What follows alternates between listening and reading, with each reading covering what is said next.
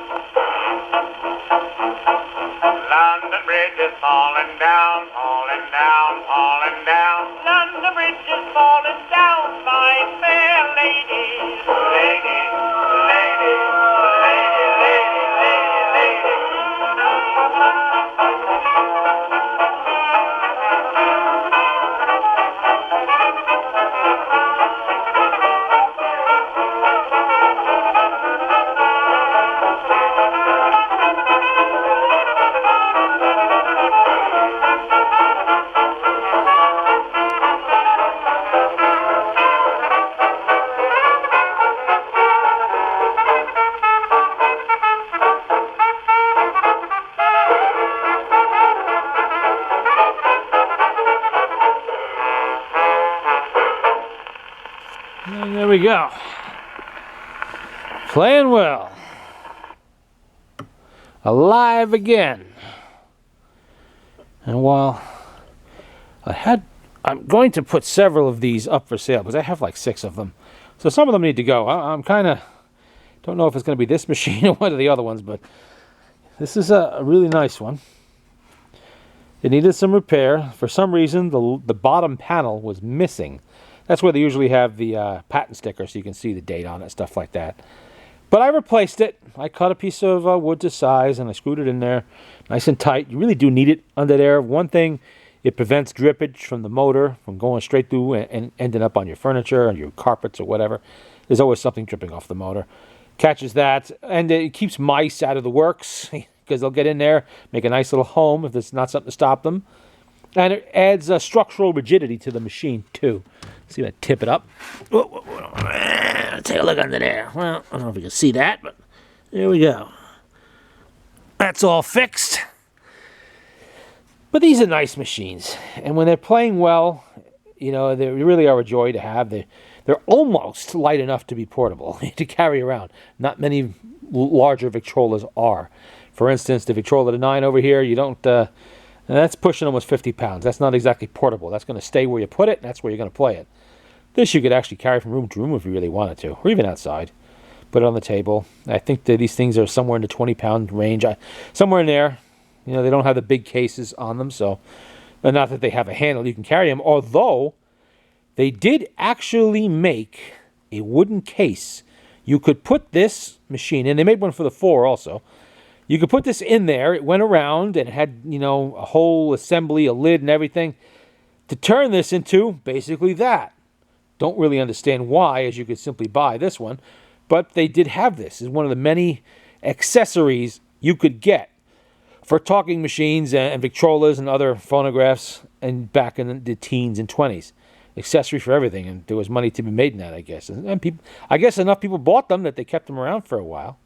Every now and then one will pop up on eBay or you see it at a show or something like that, and you'll wonder, what in the heck is that? And what it is one of these machines encased in a plain wooden case with a lid, which is a shame because it hides the beauty of the wood that's on this, because Victor products were top-notch.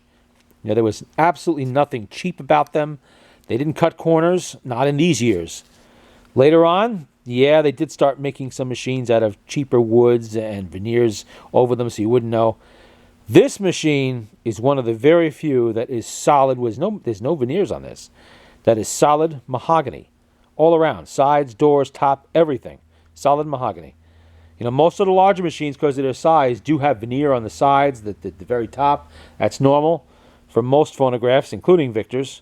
And they use quality woods underneath that. You know, you're not going to find soft pine or poplar or something like that. That's I don't know if it's hickory or if it's oak or whatever it is. It's pretty solid. But these little 6s and the 4s, they're made from solid wood.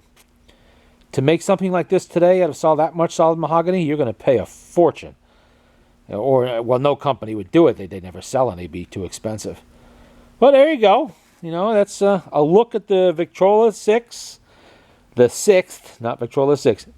Victrola the 6th. You know, and that's that. Playing again. And actually, I have been playing this quite a bit over the last couple of weeks.